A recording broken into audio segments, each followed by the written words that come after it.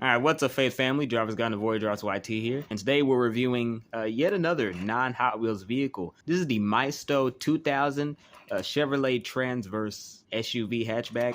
I have quite a bit to say about this. Right off the bat, we need to talk about the wheel quality. These are not the wheels you would typically expect on a diecast car. They are very flimsy. I think the wheels are made of flimsier, hollower plastic. See, I think you can even see like inside of them if you look closely enough. It's not showing up too well on the camera, but it makes the car very unstable. It's that wasn't the best design choice in my eyes, and it was probably done to be economical. But even then, it does raise the question, why would you make a diecast of a 2000 Chevrolet Transverse? I mean, I'm sure this was very common to see back in the early 2000s, but nowadays you don't really see Chevrolet Transverses. I've seen a few in my lifetime, but I stopped seeing them on the road around probably 2016 or 17.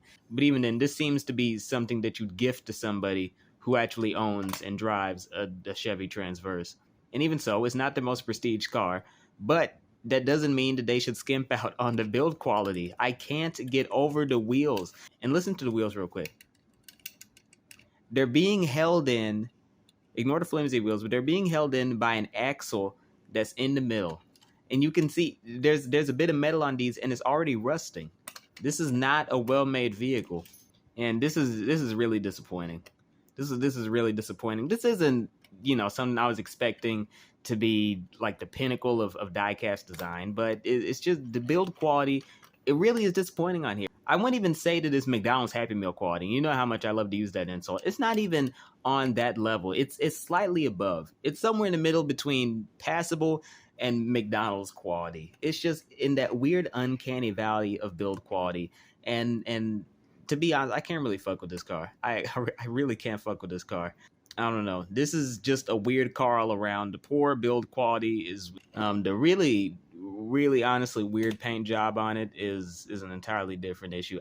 I don't even think they bothered to paint the Chevy ornament on the back, since I think everything that's not like the standard blue was intended to be silver. But even then, you can see it coming off of here, and it's coming off of there as well, and it's basically come off the front. But my thing is, why would you paint the front if you aren't going to paint the back?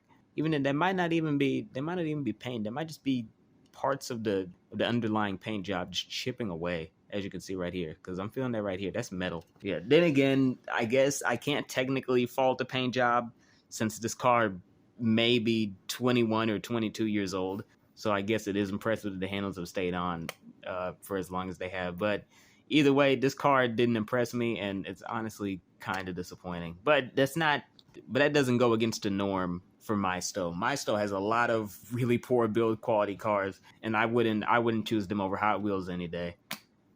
I mean, their cars, I can't fuck with their cars, and I can't fuck with this one in particular. So yeah, with that said, those are my thoughts on the 2000 Chevrolet Transverse by Maisto. Very poor diecast car. I wouldn't pick this up if you saw it anywhere. It doesn't matter how much it is. This is just complete filler, and this is as bad as any other Maisto car you'll see in the wild. So yeah, with that said, thank you all for watching. That'll be it for me. Driver's Guide out.